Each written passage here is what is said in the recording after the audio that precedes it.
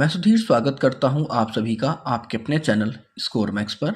और आज के सेशन में हम डिस्कस करने वाले हैं कंपैरिजन स्टैंडर्ड्स।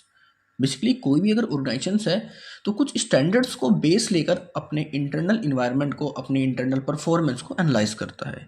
तो उन सभी के बारे में आज हम डिस्कस करेंगे। सो स्टार्ट करते हैं अपना आज का सेशन। सो कंपैरिजन स्टैंडर्ड्स होते क्या हैं? So comparison standards are crucial for meaningful internal analysis. कि अगर आपको अपने ऑर्गेनाइजेशन की इंटरनल एनालिसिस करनी है तो वहाँ पर आपके लिए इंटरनल या कह सकते हैं जो कंपैरिजन स्टैंडर्ड्स होते हैं बहुत ज़्यादा ज़रूरी हैं।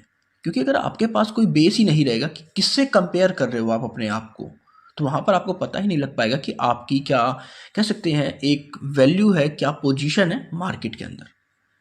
It allows organizations to assess their performance and identify areas for improvement. So comparison standard की हेल्प से ही हम अपनी परफॉर्मेंस को एक्सेस कर पाते हैं और देख पाते हैं कि कौन कौन से भी ऐसे एरियाज हमारे बिजनेस के अंदर जहाँ पर हम इम्प्रूवमेंट कर सकते हैं।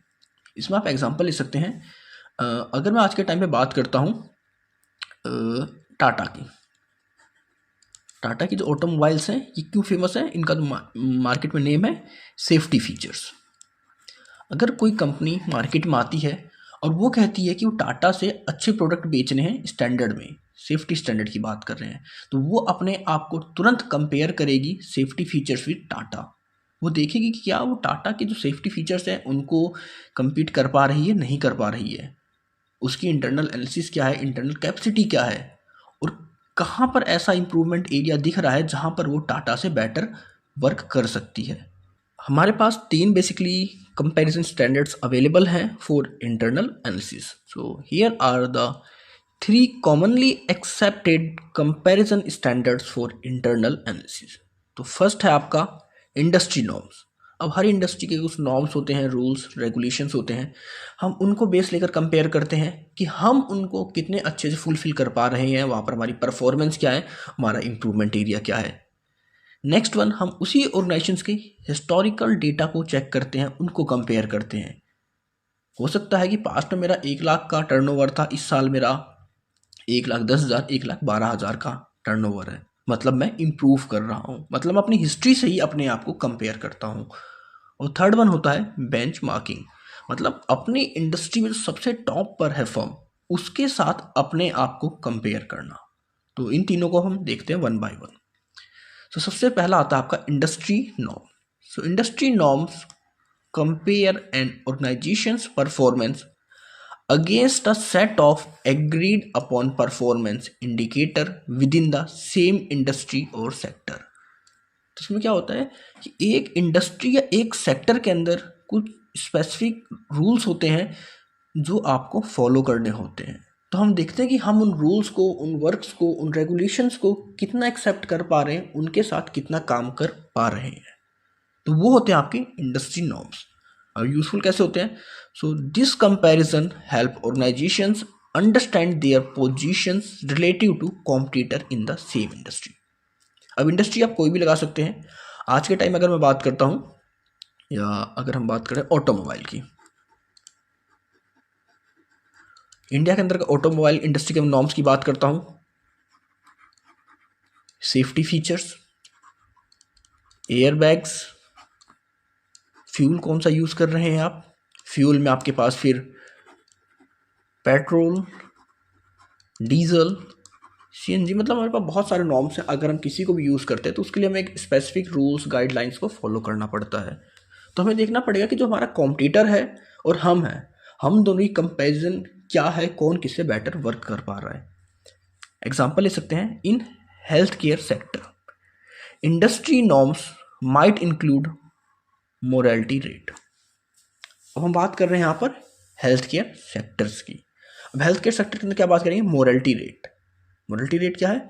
अगर आपके हॉस्पिटल में 100 पेशेंट को एडमिट किया जाता है तो वहाँ से कितने पेशेंट रिकवरी कर पाते हैं, एक नॉर्म्स इंडस्ट्री ने सेट कर दिया। दूसरी बात कर सकते हैं डॉक्टर टू पेशेंट रेशियो। जैसे हम एजुकेशन में बात करते हैं कि टीचर टू स्टूडेंट रेशियो, उसी तरह हॉस्पिटलिटी के अंदर हम बात करते हैं डॉक्टर टू पेशेंट रेशियो। या फिर एक पेशेंट को अपने ट्रीटमेंट को करवाने के लिए कितना वेटिंग टाइम लग रहा है।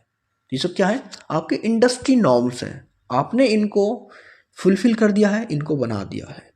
अब इनके हिसाब से आप कंपेयर करते हैं कि आपका ऑर्गेनाइजेशन दूसरों कंपैरिजन क्या पोजीशन होल्ड करता है मार्केट में। इसमें कंसिडरेशंस क्या क्या होती हैं। सो industry norms provide valuable insights but may not always reflect high performance standards. Organizations should aim to surpass these norms rather than they merely meet them. आप कह सकते हैं जो इंडस्ट्री के जो भी नॉर्म्स हैं, ज़रूरी नहीं है कि ये हरदम आपको एक हाई परफॉर्मेंस स्टैंडर्ड्स प्रोवाइड करें। बेसिकली ऑर्गेनाइजेशंस करती क्या है, क्योंकि ये नॉर्म्स कहीं ना कहीं उनकी वैल्यू को, उनकी पोजीशन को मार्केट में क्रिएट करते हैं, तो ऑर्गेनाइजेशन क्या कोशिश करता है कि किसी भी तरह इनको बस टच कर दो, इनको गेन कर लो, इन स्टैंडर्ड्स को, इन नॉर्म्स को फुलफिल कर दो। लेकिन हमें जो रिक्वायरमेंट है, हमें भी इन्हें फुलफिल करने की नहीं सोचना चाहिए, हमें सोचना चाहिए कि किस तरह हम इनको और अच्छे से इम्प्रूव कर सके, इनको और पॉजिटिव फीडबैक में कन्वर्ट कर सके। अगर मैं बात करता हूँ, कोई बात करता है कि उसको सिर्फ 100 मार्क्स लेके आने हैं, तो अगर वो सिर्फ कोशिश करेगा कि उसे सिर्फ 100 मार्क्स तक ही लेके आने हैं, तो मैक्सिमम कहाँ तक पहुँच पाएगा, 100 तक। बट अगर आप यहाँ पर कोशिश करो कि आपको 120 मार्क्स लेके आने हैं, तो कहीं ना कहीं अगर आप 120 नहीं ला पाओगे, तो फिर भी आपका जो एक बेंच मार्क सेट कर रखा था आपने 100 का पहले, उससे ज़्यादा नंबर ही लेके आओगे। मतलब आपकी इंप्रूवमेंट ज़्यादा होगी, आपकी पोजीशन बेटर होगी। तो कोशिश करो कि आपके जो भी इंडस्ट्री नॉर्म्स हैं, सिर्फ उन्हें टच करने की कोशिश ना करी जाए कि सिर्फ हमें उन्हें फिलफिल करना है, बल्कि उनके ऊपर रियली में वर्क किया जाए और उनसे किस तरह बेनिफिट उठा सकते हैं वो देखा जाए। तो ये थे आपके इंडस्ट्री नॉर्म्स। अब इसके बाद आता है आपका historical comparison. So historical comparisons involve assessing an organization's current performance in relating to its performance in previous years। यहाँ पर हम देखते हैं कि किसी भी ऑर्गेनाइजेशन की करंट परफॉर्मेंस क्या है और उसकी प्रीवियस परफॉर्मेंस क्या है, और फिर उनको आपस में कंपेयर करते हैं। कंपेयर करने से कहीं ना कहीं में एक ट्रेंड का पता लग जाता है कि क्या शो कर रहा है। एग्जाम्पल देख सकते हैं, जैसे ये सेल्स है, फर्स्ट ईयर मेरी सेल्स यहाँ थी, सेकेंड ईयर मेरी सेल्स यहाँ हुई है, और थर्ड ईयर मेरी सेल्स ये है। तो मुझसे कैसा एक बार ट्रेंड बन रहा है इस तरीके का कि स्टार्टिंग में मेरी सेल्स कम थी, फिर मैं पीक पे गया और फिर मैं डिक्लाइन हो गया। क्या रीज़न है डिक्लाइन का, मतलब इस तरह के हम अपने कह सकते हैं प्रीवियस परफॉर्मेंस को एक चार्ट की हेल्प से, एक कह सकते हैं ट्रेंड की हेल्प से समझ पाते हैं। तो यूजफुल क्या है, this comparison help organisations identify trends and significant change in their performance over time. तो हिस्टोरिकल कंपैरिजन की वजह से हम कहीं ना कहीं देख पाते हैं कि हमारे ऑर्गेनाइजेशन का क्या ट्रेंड है, हमारी परफॉर्मेंस ओवर ईयर कैसी चल रही है, हम कंटिन्यू इंप्रूव हो रहे हैं, डिक्लाइन हो रहे हैं, या कांस्टेंट फॉर्म में चल रहे हैं। हमें अपनी परफॉर्मेंस को अच्छे से पता कर पाने के लिए हिस्टोरिकल कंपैरिजंस की नीड होती है। इसमें आप एग्जांपल ले सकते हैं कि ऑर्गेनाइजेशंस कैन एनालाइज की performance metrics such as revenue growth, profit margin, customer satisfaction score and employee turnover rates over several year। तो इन सभी को हम कंटिन्यू अगर एनालाइज करेंगे ईयर बाय ईयर, तो वहाँ से हमें हमारे ऑर्गेनाइजेशंस के कह सकते हैं जो ग्रोथ रेट होती है, जो सक्सेस रेट होती है, उसके बारे में एक एक्जैक्ट इन्फॉर्मेशन मिल जाएगी कि हमारे ऑर्गेनाइजेशन का इस टाइम पे क्या ट्रेंड है। लेकिन जब हम बात करते हैं इंडस्ट्री के अंदर अपने आप को इम्प्रूव करने की, तो हिस्टोरिकल कंपैरिजन एक अच्छा पैरामीटर नहीं है, क्योंकि यहाँ पर कहीं ना कहीं आप सिर्फ अपने आप को ही कंपेयर कर रहे हो, अपने आप को ही देख रहे हो अपने आप को इम्प्रूव करने के लिए। लेकिन जब हम बात करते हैं इम्प्रूवमेंट की, तो जब हम दूसरों के साथ खुद को कंपेयर कर पाते हैं, तो वहाँ पर हमें रियल कंपटीशन का पता लगता है। हम देखते हैं कि कौन से बेंचमार्क हमारी इंडस्ट्री के अंदर हैं जो बेस्ट कर रहे हैं और किस तरह कर रहे हैं, फिर हम अपने आप को प्रॉपर इम्प्रूव कर पाते हैं। तो कंसिडरेशन इसके अंदर यही है कि हमारे पास जो भी हिस्टोरिकल कंपैरिजन होता है, ये हमारे लिए हरदम बेनिफिशियल नहीं होता, क्योंकि इसके अंदर कहीं ना कहीं हम अपने आप से ही खुद को कंपेयर कर रहे हैं। तो यहाँ पर नीड होती है कि हम अपने आप को इंडस्ट्री के बेंचमार्क के साथ, या जो बेस्ट प्रैक्टिस है इंडस्ट्री के अंदर, उनके साथ कंपेयर करें। क्योंकि जब उनके साथ कंपेयर करेंगे तो हमें एक कंप्रिहेंसिव व्यू मिलेगा वहाँ से कि किस तरह हम अपने आप को इम्प्रूव कर सकते हैं, क्या हमारी इंटरनल एनालिसिस है, क्या हमारी पोजीशन है उस मार्केट के अंदर। तो ये था आपका हिस्टोरिकल कंपैरिजन। लास्ट आपका benchmarking. So benchmarking involves comparing an organisation's performance to the best in class organisations whether they are competitor और नॉट। अब अगर आपने किसी इंडस्ट्री के अंदर एंटर करा और आपका टारगेट है कि मेरे को इस इंडस्ट्री का टॉप पे जाना है, आज नहीं तो आज के 10 साल बाद, 20 साल बाद, तो आप क्या करो, उस इंडस्ट्री में सबसे बेस्ट इन क्लास ऑर्गेनाइजेशंस हो, अपने आप को उसके साथ कंपेयर करना स्टार्ट कर दो। एग्जाम्पल पे आप ले सकते हैं कि अगर मैं बात करता हूँ सेल फोन की, तो इस टाइम पे अगर मैं बेस्ट बात करता हूँ तो एप्पल है best in class cell phone इस टाइम पे। अब अगर किसी को अपने आप को इम्प्रूव करना है, अपनी परफॉर्मेंस को बढ़ाना है, तो ये नहीं है कि वो किसी भी जो हमारे थर्ड ग्रेड पे आपके जो सेल फोन्स कंपनीज हैं या जो कह सकते हैं जिनका भी परफॉर्मेंस ही अच्छा नहीं है, उनके साथ कंपेयर करना है आपको अपने आप को आपकी इंडस्ट्री में, आपके ऑर्गेनाइजेशंस में जो सबसे बेस्ट ऑर्गेनाइजेशन है उसके साथ कंपेयर करो। तो कहीं ना कहीं जब आपका कंपैरिजन ऊपर के साथ रहेगा, आप उनकी परफॉर्मेंस को देखोगे, उनके हिसाब से अपने आप को एनालाइज करोगे, तो कहीं ना कहीं उसका कुछ इम्प्रूवमेंट आपके अंदर रिफ्लेक्ट होगा, क्योंकि आपकी थिंकिंग, आपकी स्ट्रेटजी, आपकी ब्रांड वैल्यू, आपकी मार्केटिंग, कहीं ना कहीं आप उस बेस्ट इन क्लास को देख कर ही इम्प्रूव करोगे, अपने डिसाइड करोगे।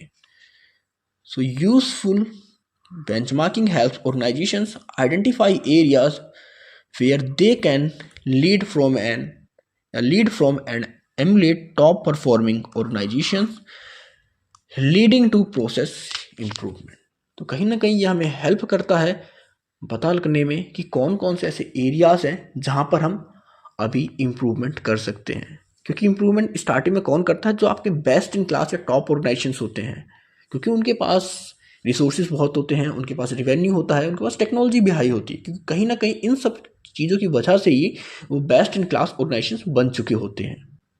और बेंचमार्किंग में ये भी है कि ज़रूरी नहीं कि आप जिसके साथ कंपैरिजन कर रहे हैं वो आपका कॉम्पिटिटर ही हो, ये ज़रूरी नहीं है। हो सकता है कि आपने मार्केट में बिल्कुल एंटर करा है, तो उस कंडीशन में जो बेस्ट इन क्लास कंपनी है या बेस्ट इन क्लास ऑर्गेनाइजेशन, वो आपका कॉम्पिटिटर कभी नहीं हो सकता, लेकिन फिर भी आप अपना कंपैरिजन उसके साथ ही करते हैं। तो इसमें 3 तरीके के आपके बेंचमार्किंग होते हैं। पहली है कॉम्पिटिटिव बेंचमार्किंग। तो इसमें होता है comparison and organisation performance to that of direct competitors. तो पहला तो होता है कि जो आपका डायरेक्ट कॉम्पिटिटर भी है और इंडस्ट्री के अंदर बेस्ट इन क्लास है, तो उसके साथ आप डायरेक्टली अपने आप को कंपेयर करते हैं। यहाँ पर आपका कॉम्पिटिशन कैसा होता है, बहुत हाई होता है। दूसरा है functional benchmark. Look for the best practices regards of the industry, focus on specific function और प्रोसेस। जब हम अपने ऑर्गेनाइजेशन के लिए बेस्ट प्रैक्टिस को ढूंढ रहे होते हैं, तो वहाँ पर हम क्या करते हैं, फंक्शनल बेंचमार्क का यूज़ करते हैं। हम कंपेयर करते हैं अपनी इंडस्ट्री के लिए जो सबसे बेस्ट उन प्रोसेस को कर रहा है, उन एक्टिविटीज़ को कर रहा है, और वहाँ से उसको कंपेयर कर कर उनको अडॉप्ट कर लेते हैं, चाहे हमारे वो फंक्शन हो चाहे वो प्रोसेस हो। और थर्ड होता है considerations. So benchmark encourage organisations to rethink their process and adopt superior practices. It improves motivation for continue improvement. इसमें कंसिडरेशन क्या होता है, benchmark encourage continue improvement process, provide motivation to employees, provide motivation to organisation. कि जब आप motivate रहोगे, अपने आप को इम्प्रूव करोगे, रीथिंक कर रहे हो आप बार बार अपने प्रोडक्ट को, अपने फीचर्स को, अपने फंक्शंस को, तो वो आपके लिए एक बेनिफिट सामने लेके आएगा। तो ये थे आपके बेंचमार्किंग। यहाँ पर बेसिकली आप अपनी इंडस्ट्री के अंदर बेस्ट इन क्लास ऑर्गेनाइजेशन को चूज करते हैं और फिर उसके साथ अपनी परफॉर्मेंस को कंपेयर करते हैं। आई होप आपको ये सारे पॉइंट्स क्लियर हो गए होंगे। अगर आप कोई इशू है, कोई डाउट है, तो आप कमेंट सेक्शन में कमेंट कर कर मुझसे पूछ सकते हैं, और अब आप मुझे मेरे इंस्टाग्राम और टेलीग्राम पर भी फॉलो कर सकते हैं। तो मिलते हैं जल्दी ऐसी और टॉपिक्स और वीडियोस के साथ। So stay tune, stay connected with score max.